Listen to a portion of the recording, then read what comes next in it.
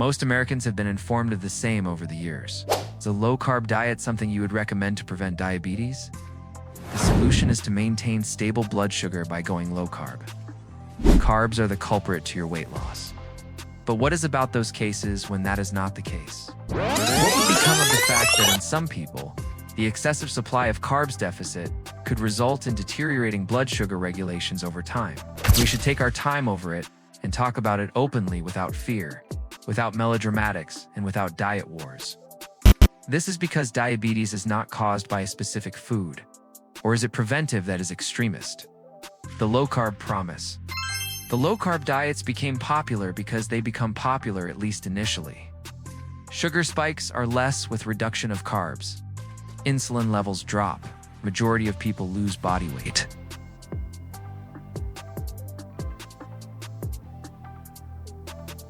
But this is what the majority is ignorant of.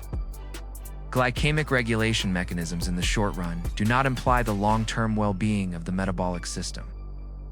What is the long-term effect of supporting low carbs? Carbohydrates are not pure sugar.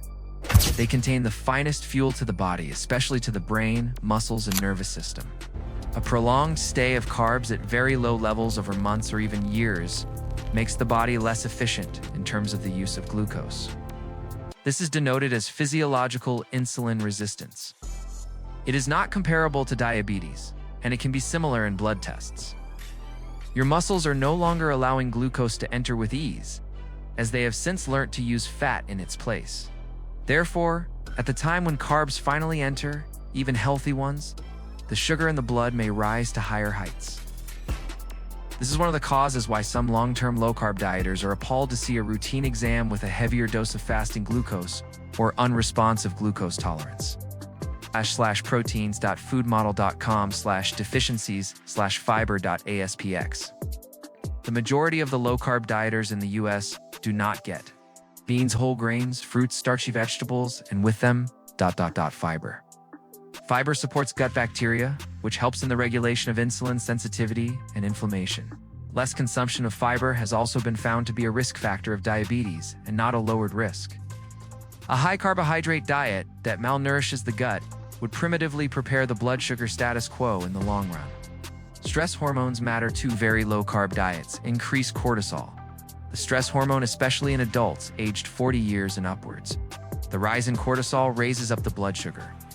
It calls on the liver to emanate additional glucose, and it can make one resistant to insulin in case stress proves to be chronic. This is why some people feel wired but tired, anxious, sleep disrupted, more exhausted on exercises. Food alone is not the only thing that makes the blood sugar healthy. It's about hormones. Does this imply that low-carb diabetically? No, let's be clear. Low-carb diets are not always accompanied by diabetes. Nevertheless, an overabundance and irreversible decrease of carbohydrates without fibers, balance, or flexibility may be perilous in certain individuals specifically. Adults over 40, sedentary individuals, stressed and sleep-deprived people.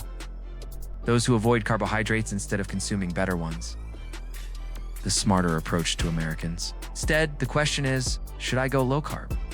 A better question is, which carbs will keep my blood sugar levels steady and which ones will not? The most protective patterns against diabetes include low-density carbs, unprocessed, high fiber intake, fats and proteins in balance, running around often, especially walking, healthy sleep, and coping with stress. Carbs aren't the enemy. Final thought. Consumption of fruit does not result in the risk of diabetes. This is as a result of chronic inflammation, lack of exercise, sleeps, and stress and processed food. The purpose is metabolic elasticity, incredibly skillful usage of fat and carbohydrates.